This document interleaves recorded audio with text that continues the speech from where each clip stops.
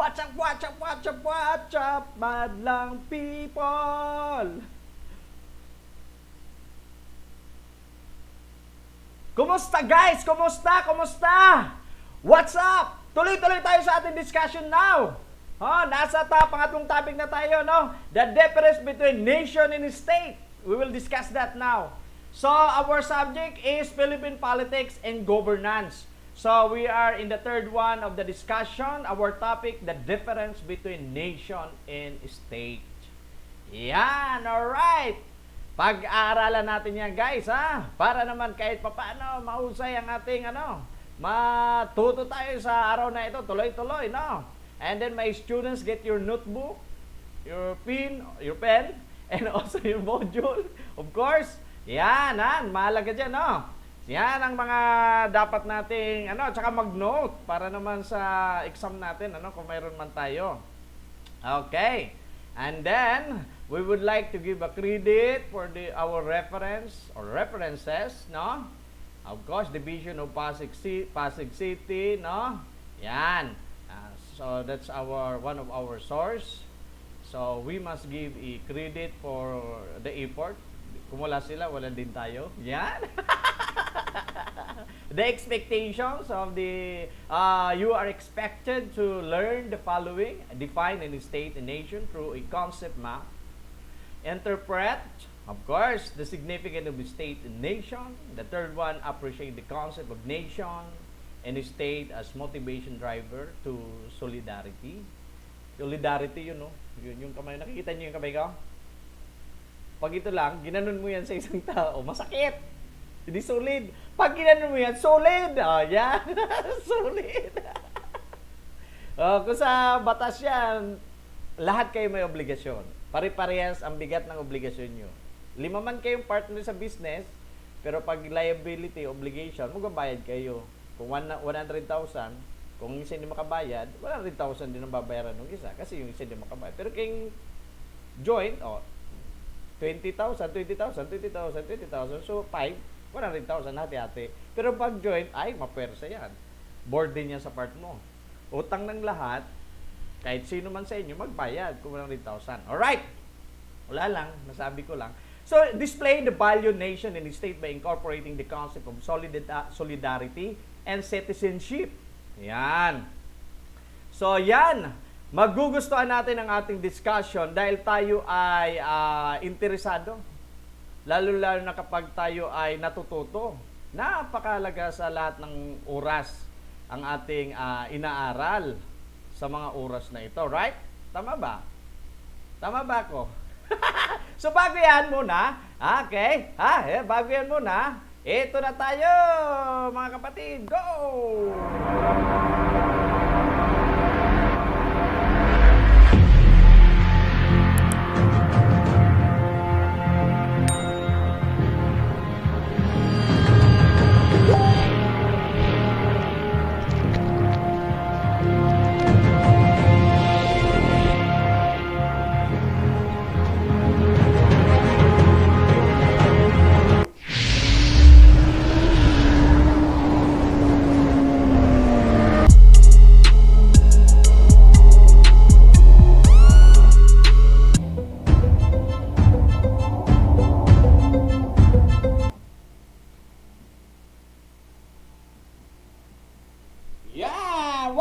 What's up, guys? Kamusta po? Natuto at ito, tuloy-tuloy ang ating talakayan. Yan. What's up, guys? Manood. Kumusta kayo? Huwag na muna matulog, no? Huwag na muna matulog. Yan. Pag-aralan muna natin to, no? Mag-aral muna tayo para naman kahit papano is matuto tayo sa mga oras na ito. Yan ang importante sa lahat-lahat. Diba? Yan. Topic sa subject na Philippine politics and governance, the difference between nation and state. So, difference between nation and state. So, let's discuss about the nation, of course. Mayroon pa ba iba? Ayan, Okay. Alright. Okay. So, yan ang ating mga pinag-aaralan. So, difference between nation and state. Saan ka ba ngayon? Nasa state ka ba o nasa nation? Talungin mo nga yan sarili mo. Yan, parang napaisip ka dun, di ba? State ka ba o nasa nation? Di ba? Police, politics. So, yan, di ba? People use the terms state and nation interchangeably, thinking that they mean the same thing. Although somewhat related, the words have different meaning in political science. So if I'm going to ask you, what is nation? What is nation? If I'm going to ask you, what is nation? Yan. What is nation? Bigyan ba na idea? Ano nga ba ang nation? What is a nation? So, isipin mo nga, guys. Loko pa isip din ako, di ba? Di ba? First bullet point, nation is political. In political science, a nation refers to a group of people. A group of people who feel bound into a single body by shared, anong shared nila? Culture. Ayan na. Culture. Pinapain ako, parang naririnig eh. Ayan. Culture and values. Folkways, religion, and or language. Yan ang naman kinalaman nitong mga culture, values, folkways, religion, tsaka language. Yan yung sinishared sa isang grupo. Yan. People who bound, no, into a single body na mayroong kultura, mayroong values, folkways, religion, and language. Yan. Okay? And then the second bullet point in nation, so we are discussing about the nation. Nation comes from the Latin word natio, or nation, means set of people. Sulat mo dyan. From Latin word, yung nation is natio. Alisan mo lang yung N. Natio ba yun? Natio or natio. Ang ibig sabihin, set of people. Set of people. Okay? Yan. Set of people. And another third bullet point, sabi dito, we are emphasizing, we're discussing about the nation. What is a nation? Third bullet point, nation is community of a person living together, bounded by common threats, bounded by tradition, bounded by values, and possess a common goal and destiny. Pare-pares yung goal at may destiny. Sa lahat ba may destiny? Sino wala destiny dyan? Ito na ito may halong joke lang. Sino ka destiny mo, di ba? Minsan naman paisip ka, parang wala akong destiny. Yan! Nasa nation ka, guys. Pag may destiny ka, nasa nation ka. So we're not just talking right now pa. Hindi pa natin pinag-uusapan yung state. Alright. From the Latin word, natio, means set of people, right? A nation is a community of a person living together. Yan nga. Yun nga, destiny. Naulit lang. Fourth bullet point, nation pa rin. A community of persons, more or less, numerous. Small group. Okay. Or big group. Okay. Permanently occupying a definite portion of territory independent of external control. Di ba tayo, yung Pilipinas dati sakop, ngayon independent tayo. That is why we are celebrating Independence Day. Kasarinlan. And possessing an organized government. Do we have an organized government? Is the Philippines has a organized government? Yes, of course. We have a government. Our form of government is democracy. To which A great body of inhabitants, mga tao yung nakatira, render habitual obedience. So we are the people, we follow to the government. We follow to the order of the chief of executive branch. Even the law that being enforced by the police, we follow all of those. That is the political concept from Garner. So yan, we know already the nation. Okay, community person. So shared culture, values, folkways, religion, and language. Yan. Latin word of nation is natio. Alisin mo lang yung N. And set of people. Yan yung meaning niya. Set of people. That's the nation. So I think we can deeply understand once we knew the state. So let's go on to the state. Let's go on to the state. Ano naman yung state, guys? State. Do you understand the state? Yung word na state? Yan. Intendi ba yung state? So now, we are now in state. So ano naman yung state, mga kapatid, sa pananampalataya? Okay, so what is state? State, the word state is people organized for law within a definite territory, possessing both internal and external sovereignty. People organized for law within definite territory, possessing both internal and external sovereignty. Meron ba tayong external sovereignty? Meron ba tayong internal sovereignty? Soberanya. Mga tao. Okay, alamin natin yung sovereignty para hindi tayo magkamali, Alright.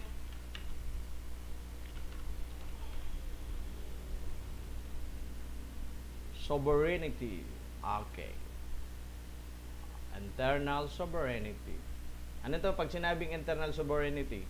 An example of internal sovereignty or monarch is Louis XIV of France during the 17th century.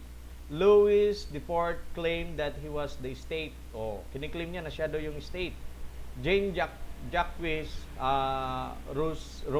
Russia rejected monarchical rule in favor of the other type of authority within a sovereign state, public sovereignty. Internal sovereignty. Ako yung state, sabi ni Louis XIV of France. How about the external sovereignty? What does it mean?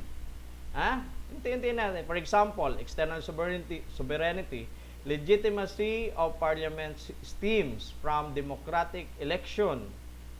So ibig sabihin, parliamentary, yan yung the elections of the Congress wherein unicameral, which means right now our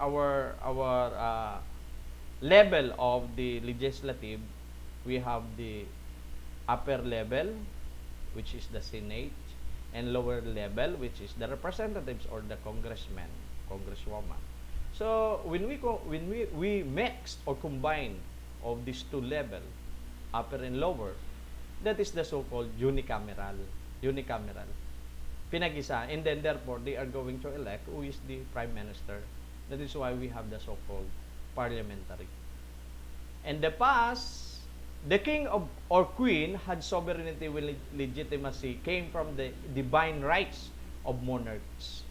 By contrast, claims of legitimacy within external sovereignty usually refer to states standing on the international stage. Yan ang ibig sabihin niya word ng state. People organized for law within a definite territory possessing both internal and external sovereignty. We have a prime minister that who is represent also in any foreign relationship. Ayan, example naman also ng internal sovereignty na sinabi ni Louis XIV of France na siya yung state. Yun yung internal. External, we have the parliament. which means we have a representatives. Prime Minister, it seems to be like to the President. The President is in the forms of democracy, in the forms of Republic of the Philippines, we have the President. But in parliamentary, we have the Prime Minister. I think if I'm not wrong, in Japan, they have the Prime Minister. Okay? So move on. Let's go to the second point. While the state comes from the Latin word status, kung yung nation is nation, set of rule people, set of people, and then the state is status, Latin word, means is condition. Ano yung status mo? Ano yung condition mo? That's the state. Pag tinanong si Louis Deport of France, ano yung state mo? Ano yung status mo? Anong condition mo? Siya daw you see internal sovereignty. Alright! Third bullet point. So we are talking about state now because we are differentiating these two. We are giving the definition and understanding of the state and nation. So we are now just discussing about the state. The third bullet point, I state, just refers to a patch of land with a sovereign government. State often coincide with nations and are called nation states, but not always. Nagko-coincide, tinatawag nation states. Okay? Yung sinasabing nation states, ganito guys. Wala na yung ano ko. Okay. Nation states. Ganito daw. Ganyan. Ganyan daw guys. Nation states. Okay? So, yan ang ibig niyang ipabatid. Pero, hindi lagi dapat ganyan. Okay? Yung sinasabing just refers to a patland with the sovereign government states of coincide. Yung coincide, nangyayari din yan, pero hindi laging ganun. Fourth bullet point, a state may be defined as a politically organized body. May mga organized body ba, politically? Of people inhabiting a defined geographical entity with an organized, legitimate government. Of course, we have a legitimate government because we elect the people who give a decision making, which is the government. The president is the one who must always perform the best decision for his countrymen. Okay. So, while a nation is a group of people with a common race, culture, religion, and historical experiences, but who may not necessarily live together in a single territory. That is why may Mindanao, may Bisaya, may Luzon, and even the Filipino, we have an embassy in others country, America, Japan, China. We have an embassy there. Okay? There could be a nation composed of different states. See? Now you know, the nation is composed of different states. The nation is composed of different status. The nation is composed of different condition. The nation is composed of different Louis Deport of France. If we have a governor in a certain province, we have also a governor in other province. Pampanga, Tarlac, Sorsogon, Albay, Mindanao, whatever, etc. That's the so-called the nation. That is why, but you know guys, that is why in America, in our country, wherein I'm living right now in the Philippines, they have 51 or 52, correct me if I'm wrong, they have 52 states, but one nation. That's the United States of America. That's the nation. Correct me if I'm wrong, but they have different states. They have several states, I should say. They have Chicago. They have Los Angeles. They have California. They have Las Vegas. They have Massachusetts. Massachusetts. Whatever. Etc. etc. Now we know that the nation composed of several states. Alright? Nation with only one state. Or nation with only one state. Sino ba yun? Pilipinas. Ba? Pilipinas. Because we have only one president. Pero, ang Amerika, one president din. Amerika, bawat state nila, governor. Tama. Diba, sa California, may governor sila doon. Yun ang chief nila. Yun yung executive nila doon. Pero alam mo, ang katapat niya, mas malaki pa nga tayo sa Arizona eh. Doon tayo sa Pilipinas, presidente, pero ang pinaka-head nila sa Arizona, governor, correct me if I'm wrong, pero under siya ng presidente ng Amerika. Kasi marami ang state sa Amerika, Arizona. Yun nga, sinabi ko na. California, etc. Diba? May case din daw na nation is equal to state. But at least you know that the United States of America, pinag-unite yung mga states. Yung words pa lang, United States of America, maraming states ang Amerika, 51 or 52 states. Ngayon, nation na sila. Alright! So, wag na natin pahirapan ang sarili natin dyan. Okay? Alright. So, but a state can only have one nation. Hindi pwedeng si nation, hindi pwedeng si state, maraming nation. So, one nation lang talaga and more states. Yan lagi ang ratio. Pwedeng state is to one, meaning nation, state equals nation. Pwedeng numerous of states equal one nation. Pero yung maraming nation, wala. Walang ganun. Ito na lang example. The states of Iraq, United Arab, Kuwait, Syria, and Lebanon belong to the Arab nation. Now we know. Additional information that states of Iraq, Saudi Arabia, Kuwait, Syria, and Lebanon belongs to the Arab nation.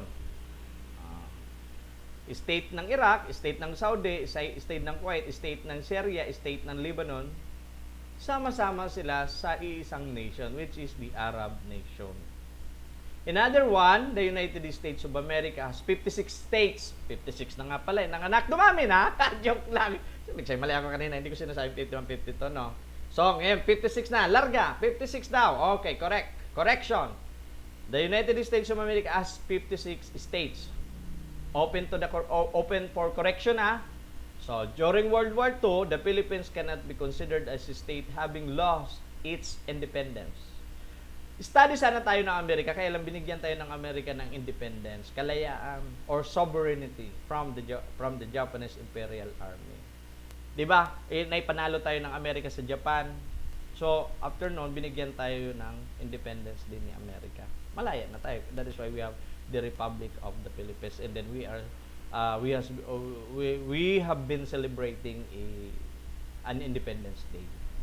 So, and also we have the so-called sovereignty from the Japanese Imperial Army. May sarili tayong soberanya. Alright, however, although it cannot be called as a state at the time, having lost one of the important elements of a state, it can still be, kasi ang important elements of the state, para maging state ka ng isang nation, kung gusto ng Pilipinas maging state ng Amerika, dapat walang independence tayo. Sako pa rin na tayo nila. So, it can still be considered as a nation in as much as its people were bound by common traits, tradition, culture, and values. Bound naman tayo, may sarili tayong kultura, may tradisyon, may traits, and may values.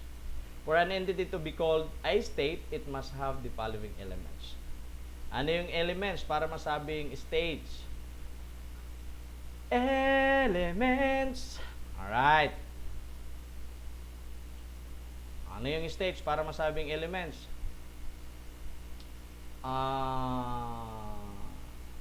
State, para masabing states, elements is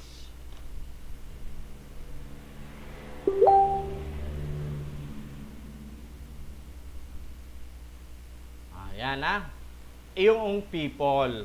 Yan. Kailangan may tao. Kasi hindi ka naman masasabing state kung walang tao. Entity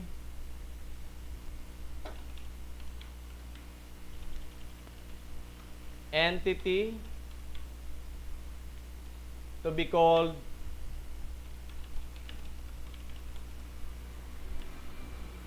state, ito yung mga element.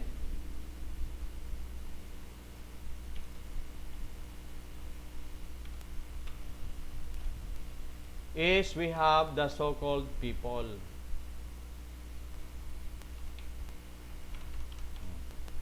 For an entity to be called state, it must have the people. People. Ito ang elements. Dapat may people. Kilala mo ba yung mga people? Ikaw, tao ka ba? O yan. Ha? Yung kausap mo, tao yan. Yan. Ha? Tingin ka sa kaliwa, sa kanan, sa likod, sa paligid. O, may tao ba? May bumibili ba sa tindahan? May nagugutom, may kumakain. Yan. May kausap, may problema. Yan, people. Territory. May boundary ba ang ating hangin, tubig, at lupa? Yan. And then, we have the so-called, what is this? Is territory. Territory. Yan. Okay? We have the so-called territory. And then we have the so-called, the third one, para masabing, ano tayo? Government. Para masabing, ano tayo? Estado, dapat may sariling gobyerno. Okay? Government. Okay. Yan na. Ano lang. Yan, government. And then the last one, gobyerno, di ba? We have a president, we have legislative branch, we have the judiciary branch, we have executive branch. The president is the one who gives the best decision for his countrymen, for his people. Yan. Mga decision maker yan, ha? And then we have the last one is we have the soberanya o sovereignty. Sovereignty. Tama ba yung spelling? Sovereign, walang I. Sovereignty. Sovereignty. Para masabing state. First, we have sovereignty, government, territory, and people. So now, let's emphasize about the people. Yan, elements. Let's discuss about the people. Balik natin. People.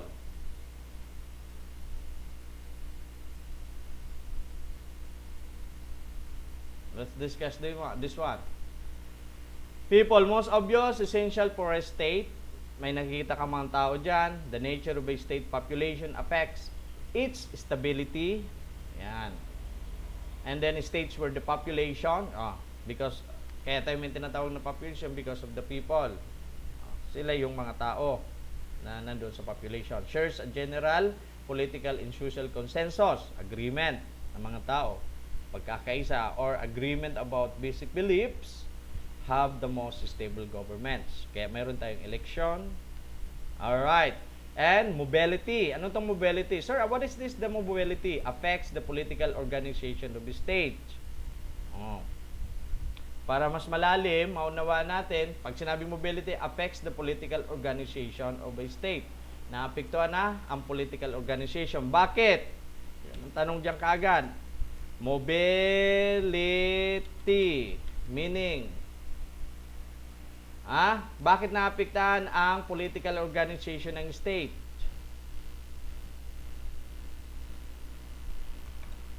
Mobility meaning mobility. The ability to move or be moved freely and easily. Pasimplihan lang natin. Yan yung mobility. Affects the political organization of the state.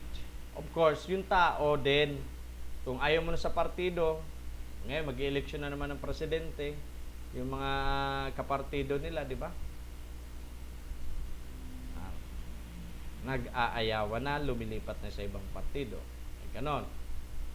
Yung tao din, syempre nagpipili kung sino ibubutong presidente na mas maayos. And then, example, in the United States, millions of Americans change residences each year.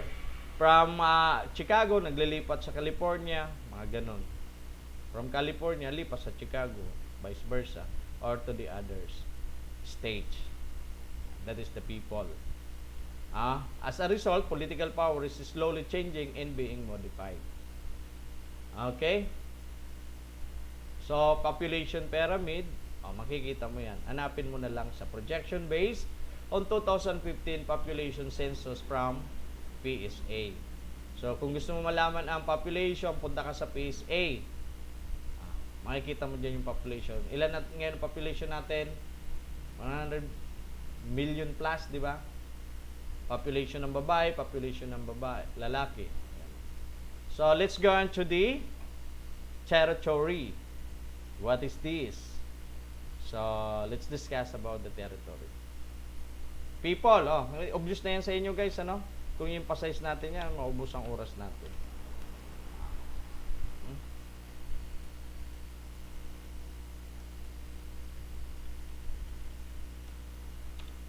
Territory. Ano naman yung territory? Guys, territory, I state as established boundary. Dapat may boundary ang estado.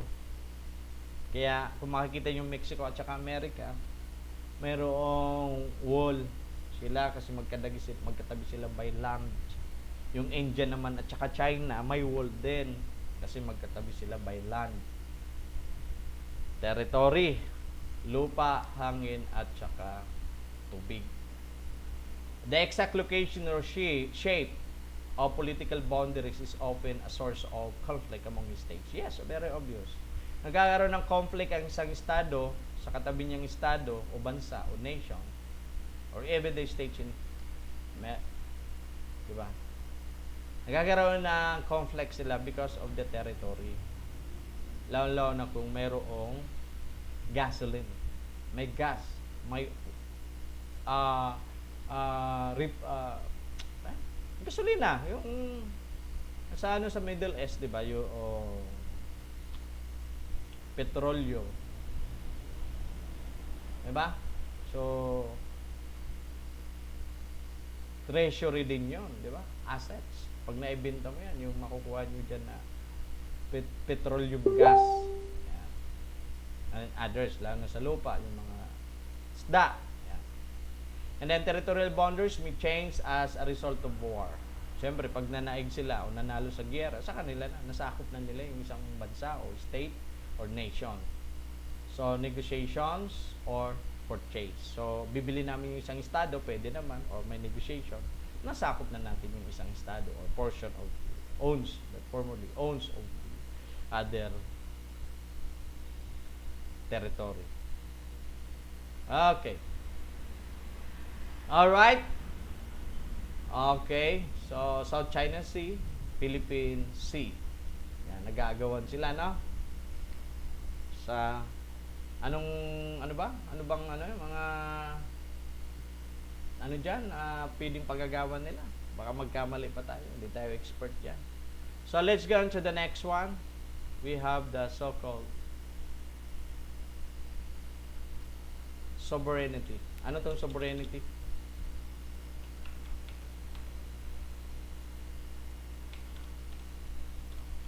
Sovereignty.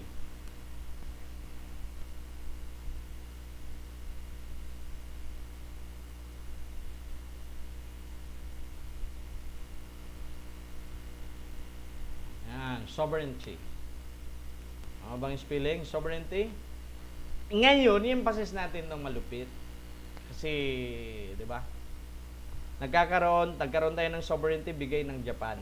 Nagkaroon tayo ng independence day, bigay ng Amerika. So, key characteristic of a state. Political sovereignty, the state has the supreme and absolute authority within its territorial boundaries. So, nangyayari pa ba kaya ito sa Pilipinas na binubuli tayo ng isang bansa sa teritoryo natin? Wala tayong absolute authority. Mayroon tayo, nanalo tayo sa United Law of the Sea, pero hindi naman na-recognize ng bubuling bansa sa atin. Supreme and absolute authority. Of course, we still have that, the absolute authority. Mabuli lang talaga yung isang bansa na yun sa bansa natin. So that is why when you keep listening, the interview to our elected officials, they just often saying that we have the political sovereignty. May soberanya because we have a territorial boundaries. We have an authority to certain territorial boundaries. So sovereignty, it has complete independence and complete power to make laws.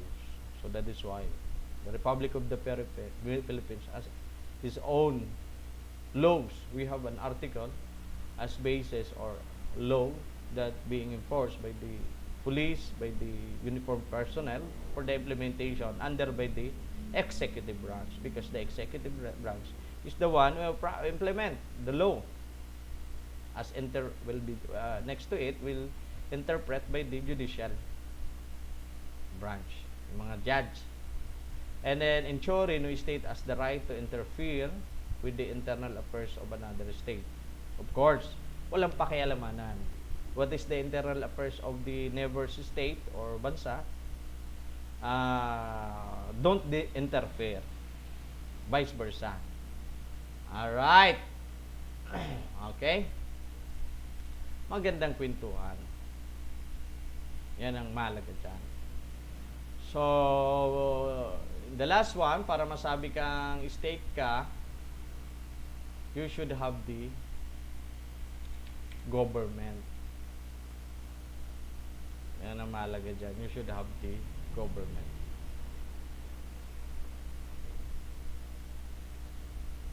Okay? And so, ano naman tong government? Di ba, ano na to sa atin? Kumbaga, kabisado na natin to. That the one who give a decision making, the best decision for his or her countrymen.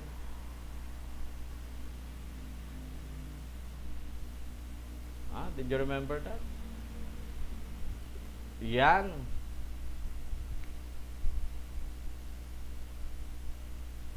Yan.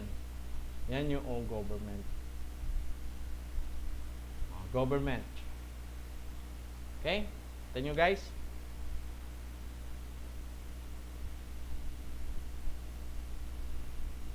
Government.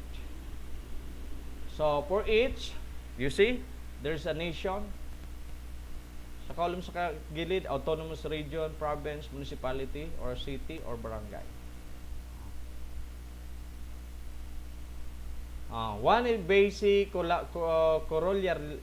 corollary in a presidential system of government is the principles of separation of powers. That is why we have a executive branch, we have the legislative branch, and the last one, judiciary branch. Separation of powers yan. Wherein legislation belongs to Congress. Yan, legislation, nakita nyo? Belongs to the Congress. Execution to the executive, and settlement of legal controversies to the judiciary. So, ang settlement of legal controversies, si judiciary ng bala because the judiciary branch is the one who interpret the law. And who made the law is the legislative branch. Once the bill passed on the Congress, and then it will become a law, and then the law will just implement by the president or the executive branch. And when there is arguments, the judiciary branch or the Supreme Court will be the one who interpret. Kaya may mga napaparusahan. Alright. So the legislative branch is authorized to make laws, diba? Alter and repeal them through the power vested in the Philippines Congress. Yan si legislative branch. This institution is divided into the Senate and House of Representatives. Let's go into the executive branch. The executive branch carries out laws. It is composed of the president and the vice president. Ang executive branch, kasama dyan si vice president, hindi lang si presidente, or elected by direct popular vote, di ba nag-election tayo, and serve a term of 6 years. The Constitution grants the president authority to appoint his cabinet. That is why we have the commission on appointment, and it depends on the Congress or the Senate whether to approve or affirm the person who will become the cabinet members or a certain agency as a secretary. Like for an instance that we have the Gina Lopez that has been denied for her appointment as a secretary of the Department of DNR. DNR na lang, DENR. So, Gina Lopez was denied by the Congress, by the Senate, for the appointment. So, or affirm or confirm for the appointment. So now, we have several secretary in Department of Health. Let's say in Department of Health, we have Secretary Doki. In Department of Public Work and Highway, we have the Secretary Villar, so on and so forth. So those are affirmed by the legislative branch as appointed by the executive branch, and now they are practicing the government as a decision maker, as extend personality of the president, because the president is the one who appoint them. Okay, so that's the executive. These departments form a large portion of the country's bureaucracy. So we have the bureaucracy sa executive branch. So obviously we notice that there is a bureaucracy. That is why we have the it seems like yung naririnig natin, we heard this one about the National Bureau of Investigation, NBI. So bureau, and also the Department of Health is bureau din yan. The Department of Public Work and Highway is bureau din yan. So the secretary there is the extent personality of the president. And then let's go on to the judiciary. The judicial branch evaluates laws, interpret the laws. It holds the power to settle controversies. Of course, there is always an arguments about the article or the plaintiff or the defendant versus the defendant before the court, involving rights that are legally demandable and enforceable. This branch determines whether or not there has been a grave abuse of discretion amounting to lack or excess of jurisdiction on the part of the instrumentality of the government. It is made up of the Supreme Court and lower courts. So maliwanag we know a lot. Natuto tayo ng bahagya, mga kapatid, sa pananampalataya. Natuto tayo. Yan ang malaga. Natututo. Diba? So, ngayon, napagtanto-tanto natin na alam na natin ang judiciary, right? Alam na natin yung mga yan, no? Natuto tayo. So, dahil natuto tayo, huwag kakalimutan. Para kahit paano sa pag-aaral natin is masagutan natin yung mga lecture, yung mga assignment, yung exam. Huwag kakalimutan. So, natuto tayo sa pagkakaiba ng nation at saka state.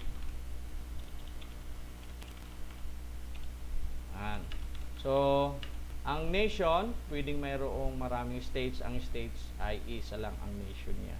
The America, maraming states sila, 56 states. Yan. Yan ang laging tatandaan.